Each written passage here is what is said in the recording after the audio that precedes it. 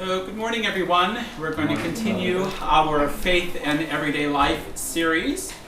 We had Dan come in June to talk about grief, 2 sessions on grief. I got a lot of positive feedback about his sessions, and people, the only shortcoming that they saw about the presentations were that it was too short and they wanted more. So we may be able to bring Dan back for perhaps like a Saturday retreat, or maybe a 4 or 6 week kind of mini series during the week or something like that. I've been talking with him about that. He's certainly open to it, and so we're looking into that. So hopefully he'll be able to come back and join us and go into that important topic more thoroughly. This week we're talking about understanding anxiety holistically. Next week we're going to be talking about holistic ways of responding or dealing with anxiety in our lives.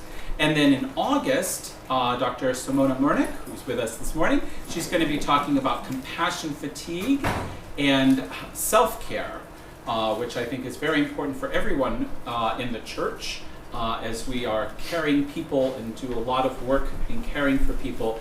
And that can take a toll on us. So what can we do? How can we know when we're experiencing it, and what can we do to help ourselves when we are experiencing it? So I'm going to dive right in here to our presentation.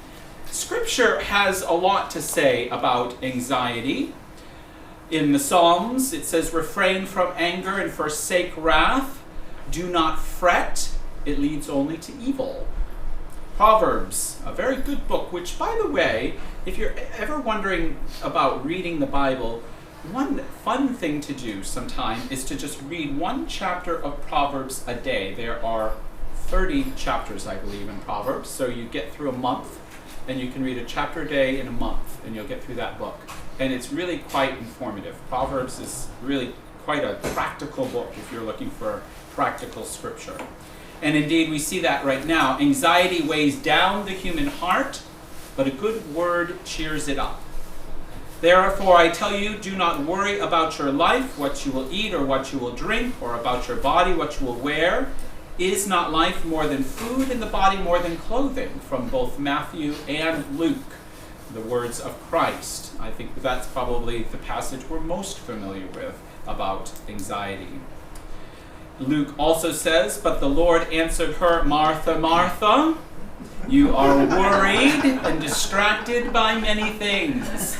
We know Martha, don't we? Many of us in this room, myself included, would claim to be a Martha. So yes. And then in Philippians, Paul tells us, do not worry about anything, but in everything by prayer and supplication with thanksgiving, let your requests be made known to God.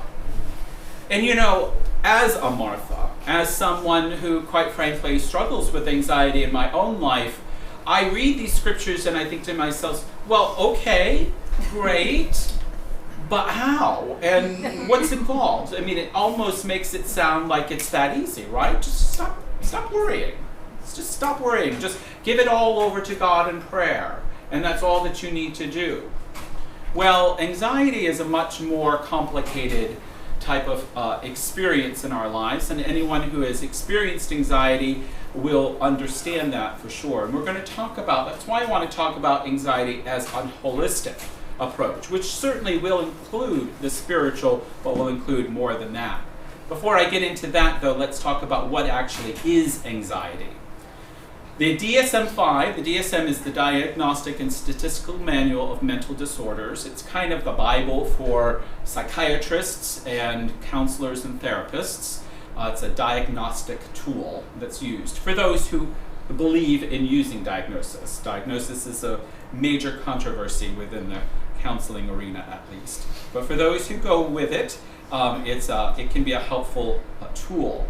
And it says anxiety disorders include disorders that share features of excessive fear and anxiety and related behavioral disturbances. It goes on to say, fear is the emotional response to real or perceived imminent threat, an imminent threat, while anxiety is anticipation of future threat. So fear is when we are fearing something that is happening to us right now. Whether it's real or whether we perceive it to be real. Your nightmare, for example, is not a real threat, but we can still be very afraid when we wake up from a nightmare because we perceive a threat to ourselves. Anxiety, on the other hand, is anticipating a future threat. I'm worried about losing my home because I can't pay my bills. I've not lost my home right now. It's not an imminent threat, but I'm worried because I've lost my job, I can't pay my bills, I'm going to lose my home. That would be an example of anxiety. Whether that's real or perceived is something we'll talk about a little bit more later. But the anxiety is about anticipation of a future threat. But what makes it a disorder? I mean, after all, we all worry at some time or another, right? I mean, it's human nature to worry about things from some time or another. What brings it over, steps us into that place where psychiatrists or psychologists, counselors, therapists might begin to say, this might be a problem that you might want to look into, something that you might want to consider getting some help for. When it's excessive or out of proportion with reality. When it just seems to be something that's constantly plaguing me, or is just really completely where my anxiety is really out of touch with reality. There's not a rational or logical reason for it, then maybe I'm moving into that area of a disorder. Where it's persistent for months in the case of adults. For children, it's a less amount of time, but for months, if it just is not going away, that anxiety, and it just stays and it stays and it stays with us, that sense of anxiety, then maybe we might want to look at getting some professional help at that point. So what are some types of anxiety disorders? One is separation anxiety disorder, common in children, but also can occur in adults, where there's a fear of being separated from a loved one. Selective mutism, which is really more of a children's disorder, oftentimes can happen in school, where a child will just not speak, and it's not a physiological issue, it is more of a psychological issue, and anxiety about being in a social environment, for example. Specific phobias, such as flying, heights, animals, medical phobias, having blood drawn, those kinds of things. Again, we might have a fear, like maybe none of us is excited about going to the dentist, for example, right? But if it's become so excessive that we never go to the dentist, and we're terrified to go to the dentist, and it creates a lot of maybe palpitations for us and things like that, then we might be moving into an area where we want to get some help with it, a disorder. Social anxiety disorder, again, probably all of us, the number one fear is what? Speaking in public. Public speaking, not the fear of death. That's number 2. People would rather die before speak in public. It's true. Public speaking. So, that's something that we experience. But again, a social anxiety disorder is where it goes so far that it's really inhibiting our lives. That maybe we're isolating from people, we're not able to function in our work, which might require us to do, like go to meetings, and we simply can't even abide going to a meeting. Anything like that where it becomes so excessive and persists for a long time. Panic disorder. Oftentimes people who believe that they are having a heart attack are actually having a panic attack. Now, I'm not going to tell you which one it is. The doctor needs to do that. And if you think you're having a heart attack, call 911 and have an ambulance come and have a doctor decide which it is, because you certainly don't want to mistake that. But many times, people who have gone called 911 thinking that they were having a heart attack because there's this tightness in the chest, difficulty breathing, and so forth. They get to the hospital, they do an EKG, they do all the tests, there's nothing wrong with their heart, and they realize what it was a panic attack. And so it can be very similar symptoms to that. Agoraphobia is a fear of being in public spaces, crowds. Sometimes it can be to the extent where one does not even want to leave one's home. That's agoraphobia. Generalized anxiety disorder is perhaps the most common. It's just a general sense of anxiety, a feeling that that persistent sense of worry and fear about the future that persists for some time.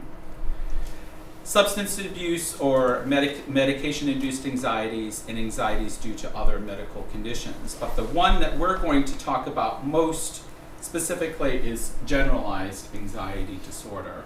I'm not going to go into a whole lot about specific phobias or panic disorders or agoraphobia or anything like that. Just talk more about generalized anxiety disorder. So what do I mean when I say a holistic approach to anxiety? Well, there are single-focused approaches to anxiety that have been used through the years. The first one, really before the psychiatric community became involved, was a moral approach. That sense of, again, going back to those scripture references, well, just get over it. You're right? Just get over it. You worry too much. If you just had more faith in God, you wouldn't worry so much. Give it over to God in prayer. Just give it all over to God in prayer. And that's kind of that moral approach, the sense that we can handle, that the response to anxiety is simply a moral one, a spiritual one, and that's it.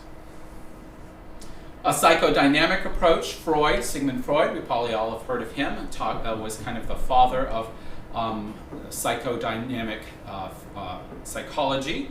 And that kind of goes into believing that there are inner impulses, drives and inner drives that are part of our anxiety. I'm not going to go into it a whole lot. I'm not a specialist in psychodynamic therapy. I will share my bias with you right now. I'm not a big fan of it either. I think there are far better approaches that are a lot more effective and less time consuming. But there can be some value in it as well. And we certainly have learned a lot from this approach. The medical approach, which is to prescribe medication, And that can be very helpful, and we'll talk about that as a part of an holistic approach. But sometimes people just think, well, all I need is a pill, and my anxiety will take care of itself. That would be a single-focused approach. And I would suggest to you that we need more than just a pill to handle anxiety. Medication can be very, very helpful, and can really help to break particularly very difficult and challenging anxiety, where it can get really cyclical sometimes, and can kind of help us get through that so that we can do the other holistic work that we need to do around it. But to only take a pill is probably a bit narrow approach. The behavioral approach, which is just simply looking at behaviors that we do and focusing on those behaviors, and then from that came the cognitive behavioral approach, which is to look at both the way we think, our thinking, and our behaviors as well, a combination of both of those. That is probably one of the most commonly used approaches today for a single-focused approach, would be the cognitive behavioral approach. The relational approach, which is developing empathy with the client. In the case of counseling, Carl Rogers was kind of the father of this particular approach. And then the systematic approach, or systemic approach, using family systems theory as a way of approaching it. So those are all single-focused approaches, but I'm going to talk about an holistic approach. And a holistic approach recognizes that there are multiple factors that are involved in anxiety. But there's not one single thing. It's not just a spiritual issue. It's not just a medical issue. It's not just a cognitive issue with our thinking or our behaviors or anything like that. But all of these things take a part and play a role in our anxiety, our experience of anxiety. Body, mind, spirit, and social. That it's just not us either. Sometimes it also our family systems affect us in how we deal with anxiety, and I'm even going to talk about anxiety in the congregation too. This is also known as a multimodal approach or an eclectic approach. Any questions at this point? I want to just pause for a moment before we go into, because now we're going to kind of go into each one of these body, mind, spirit, and social and look at them more deeply. But before I go in, any questions? Oh, You good. really think we have anxieties in a congregation? Oh. I haven't been in one that hasn't. The level may vary. The way it's expressed may vary, but definitely. So anxiety and the body. Biology. Biology plays an important role in anxiety. Anxiety stimulates the fight or flight response in the brain. When there's fear, an imminent threat, our bodies, our brains immediately produce hormones that we are either going to fight the threat or flee from the threat. That's evolutionary. That's just part of our evolutionary biology that was created and helped us get away from predators many thousands of years ago. And it's still very much a part of our biology. But with anxiety, which is about an anticipated future threat, what can happen is that same response, the tiger that's coming chasing after you, may not be a tiger. It may be all the anxiety about my bills that are unpaid, or my child who's in trouble, or something like that. The tiger may take a different form, but it produces the same biological response in us. But the difference is, when a real tiger is coming after me, I can do something. I can either run or fight the tiger. And that gets rid of that. Those hormones that are produced are used by the body then to make me either run faster or fight harder. But with anxiety, if I'm not doing something else to counteract it, those same hormones are produced, but they build up, and they build up, and they build up because there's nowhere for them to go. They're not able to be released through the body. And there have been studies that have shown that this is a significant factor in cardiac disease, potentially cancer, a lot of different other health problems. This is build-up, kind of almost like Chinese water torture type of approach, where there's constant, build-up of the hormones in the brain. And this can create real problems for us when they're not able to be released. Anxiety is affected by and affects the neurochemistry of the brain.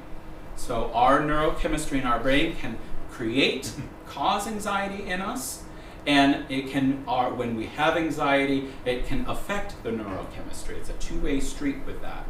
Joe? Well, Sean, maybe it's not appropriate at this point in your discussion, you'll hit on it, but is anxiety, does it cause depression, or is depression, what's the correlation between depression and anxiety? Good question. There is a close connection between the two. I don't think it's easy to say one causes the other. They can be very much in relationship with each other. Studies have shown that anxiety and depression are kind of kissing cousins, if you will. They often come together. The technical term is comorbid. That a person can often be experiencing both anxiety and depression. And sometimes it's hard to tease out which is causing the other one. But they're often happening together, and then you have to kind of approach them in the same way. But yeah, there's definitely a relationship between anxiety and depression. Absolutely. Thank you. Brain trauma can also cause anxiety. That can be another thing to look at, and that would, of course, require a doctor to examine if there's any kind of brain trauma. Sensations are a part of the body. Tightness of the chest, I was talking about that with panic attacks. We might experience a tightness of the chest. Some of us are very, when I say feeling, I mean sensate, not necessarily emotional. Somebody might ask a person, well, how are you feeling? I don't know how I'm feeling, I don't know. Maybe we're not so much in touch with our emotions, but we might be in touch with what's going on with our bodies. And we feel a tightness, so we can ask the question, well, how's your body feeling? I got this tightness in my chest. Or sweating forehead and palms. Certainly any of us that have done public speaking can have experienced that at some point. But again, if this is something that's persistent over time and experienced all the time, might be a clue that we're experiencing anxiety. Shortness of breath, dizziness, lightheadedness. These can all be other sensations that we're experiencing. And of course, the butterflies in the stomach. And these are all just clues that we might be experiencing anxiety based on our body, the bodily response. And then behaviors. There are behaviors, twitching, wringing our hands, pacing back and forth. We spend a lot of time at home just pacing and pacing and pacing. Could be a sign that we are experiencing anxiety. Avoidance is kind of a non-behavior. I'm going to avoid the event or the person who is the perceived cause of my anxiety. Oh, I know so-and-so is going to be at coffee hour. I think I'm going to avoid coffee hour. Or I know that, so-and-so at work is going to be at that meeting. I'm going to avoid that meeting. And that, of course, can get to such a great degree that we avoid people altogether in the case of social anxiety, or we avoid going outside in the case of agoraphobia. So there's always a spectrum of how this behavior can occur, whether it's just kind of light or whether it becomes very extreme in our lives. Short temper. We seem to always be short-tempered with our children or our spouses or partners. Maybe there's some underlying anxiety that's going on there. Insomnia, the inability to sleep, is often accompanied with anxiety. And then there can be compulsive behaviors that we do. And there is a particular disorder, obsessive compulsive disorder, counting, washing our hands, checking to see that the stove is turned off or that the doors have been locked. To do that once is okay, but when you've done it 5 times and you've left the house 4 times and driven back 4 times to make sure that the house is locked, maybe there's something else going on here that we want to go and talk to somebody about. So those can be some of the behaviors involved. Anxiety and the mind. Cognitions. Cognitions are things that we think about. Irrational or automatic thoughts. This person will be the death of me. Really? Really? This person will really, this person is ready and prepared to commit homicide the next time they see you and kill you. Probably not. But that's how we feel, right? An irrational thought. If I don't get this paper done, I am going to fail my entire PhD. I've had that thought. I assure you, I've had that thought on more than one occasion. Really, Sean? Really? You're going to fail your entire PhD if I don't get this one paper done. An irrational thought. And again, we all have irrational thoughts at times, but the question is, how often? Are they persistent? Are they happening all the time? Are they just a constant challenge for us? Then that's when we might want to look at things. Probability over estimation. The idea that something is definitely going to happen. This particular scenario is definitely going to happen. I just absolutely know it. If I get in to meet this person, I know exactly what's going to happen. We really do. Do we really know exactly what's going to happen? That might be something we look at. Catastrophizing. This is, the more colloquial way of putting it is blowing things out of proportion. Oh my goodness, everything is going to end, And again, sometimes we feel that way. We get home, we've had a long day, we're tired, and we see the dishes in the sink, and we're like, you never clean the dishes. Really, never clean the dishes, never. Well, that's okay. That's a one-time off kind of thing that's going to happen. That's catastrophizing.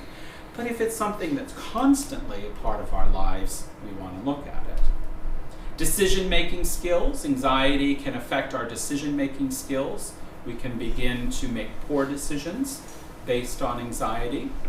Beliefs, values, and opinions. Our beliefs about ourselves, our values, and so forth can really be clouded by anxiety. Affect. Affect is just a technical term for how we feel, the emotions we're experiencing, our feeling. And that anxiety certainly has an effect upon our affect. And sometimes this can be a constant or persistent state of fearfulness, that we're always feeling fearful about something, constantly fearful about it. Feeling overwhelmed all the time. Again, we may feel overwhelmed at times, but feeling overwhelmed all the time to the point where we just don't think we can deal with it can be an affective response of anxiety. And then depression, like Joe had brought up earlier, can often accompany anxiety. We just don't want to get out of bed. Just don't want to get out of bed. One day, Saturday morning, you don't want to get out of bed. Don't get out of bed. Enjoy it. It's Saturday morning. Stay in bed. But when that persists to Sunday, to Monday, to Tuesday, to Wednesday, to Thursday, to where we start missing work, we start neglecting our personal hygiene, we start neglecting our social, interpersonal relationships because we can't get out of bed, then maybe we might want to talk to somebody. Imagery. Often anxiety accompanies a negative self-image about ourselves. You know, I just can't do it. I'm just not good enough. I'm not good enough. I'm not good enough to do whatever it is that I'm facing. Often it can be a negative self-image that is a part of anxiety. And then persistent images of the fear-inducing object, event, or person.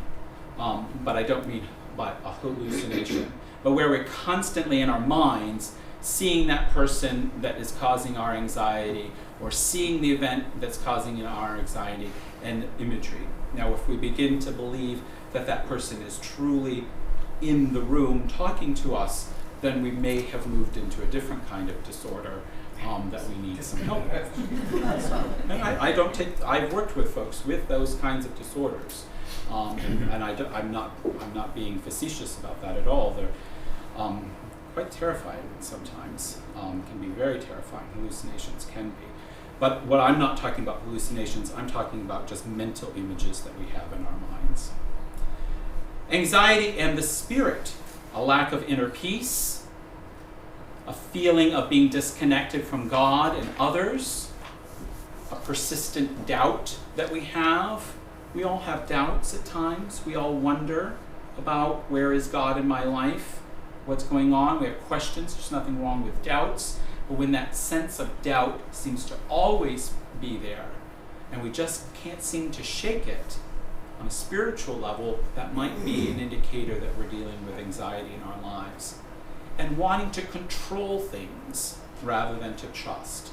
To always have everything under control, rather than, as Philippians says, sometimes just giving things to God in prayer. There is a place for that. And I don't mean to suggest that that prayer is not an important part. And we'll talk about that next week, about dealing with anxiety. It certainly is. And that being willing and able to trust God. And if we're having a lot of difficulty with that in our lives, that might be an indicator of anxiety. But we are not alone.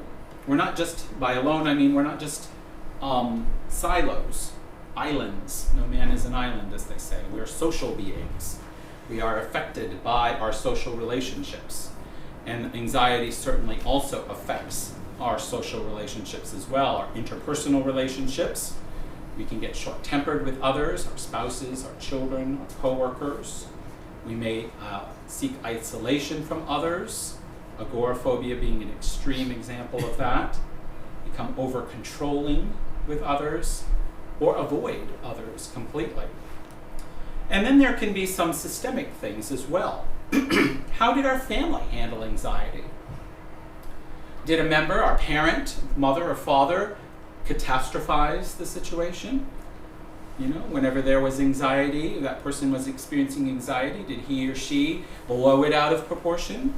We learn from our family situations. How is anxiety handled within our family now? Do we not talk about it? We just don't talk about those things in our family. Avoidance. We don't talk about the problems that we have. Well, maybe we've learned to avoid it because our family avoids those kinds of situations. So our families certainly affect our anxiety. And then anxiety triangles. And I have about 5 minutes to talk about anxiety triangles. So I'm going to try to do this because I think this is really important. Anxiety triangles affect really all organizations, families, work organizations, any group of people that get together for any length of time are going to have anxiety triangles happen in them. I'm going to use the parish as an example just because it's relevant to all of us in the room. But it's very much a reality in any type of organization. What is an anxiety triangle? Person A becomes anxious about something to do with person B. I'm going to pick on Laurel. Because I know Laurel well, but she can take it. So I have a problem with Laurel. Laurel said something about me, and I have a problem with Laurel. I'm person A, Laurel is person B. Instead of going to person B, Laurel, I go to person C, Jean. Jean, did you hear what Laurel said to me? I can't believe she said that to me. I'm really upset by this. I'm terribly upset by it. I hear you. I understand. You know, and sometimes we need to use excuses. I just need to vent. Person C, Jean will know what to do. She will tell me what I need to do about the situation that I'm having with Laurel. She'll tell me.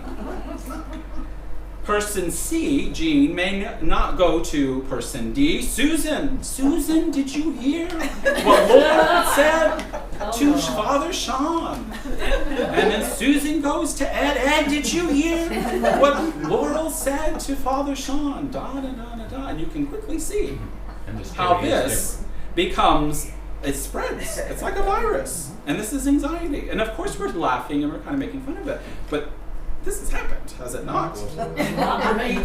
Yesterday, maybe? No. I mean, this happens. And sometimes it happens on very serious things that we are really upset about, Sometimes it happens on silly things as well, but sometimes it does happen on things that really are a problem and really are a cause of true anxiety in our lives.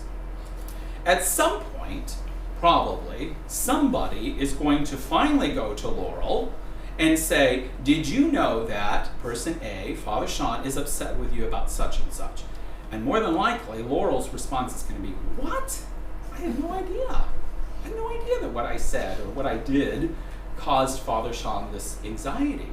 And that's when the triangle gets completed. Now, whether it was Jean right away, that's a triangle, or whether it was Susan or whatever, but that's when the triangle, the anxiety triangle, gets completed. That's anxiety triangles. The anxiety triangle gets closed. So what's wrong with this? Well, person C, Jean, D, Susan, E, Ed, up to Z, Father Richard, whoever it might be, they can't do anything to resolve the issue. The issue is between me and Laurel. That's where the issue is. These folks cannot do anything. They cannot actually do anything to resolve the issue. That's one of the problems. But instead, the anxiety spreads throughout the whole system, like a virus or a wildfire might be even a better metaphor. And boy, it can spread quickly too, very, very quickly throughout the whole system. The only way to resolve an anxiety triangle, for it to really and truly be fully resolved, is for person A to go to person B directly and resolve it. I need to go to Laurel and say, Laurel, what you said really upset me. We need to sit down and talk about it. And this comes out of Scripture. Go to your neighbor. When your neighbor has offended you, go and sit down. And if that doesn't work, then you bring other people into the picture, if need be. But the first step is to always go to the person. So those are anxiety triangles, and those are things that I'm sure you can think of examples in your work where this has happened, in your family where this has happened. Sister calls you instead of about problems she's having with mom. You know, well, I can't do anything about it. And we will talk next week about ways to deal with this. All of these things, some body things that we can do, some mind things, spirit things, social things, all of these. We'll take a holistic approach next week about what do we actually do about anxiety, including anxiety triangles. So thank you very much. Thank you.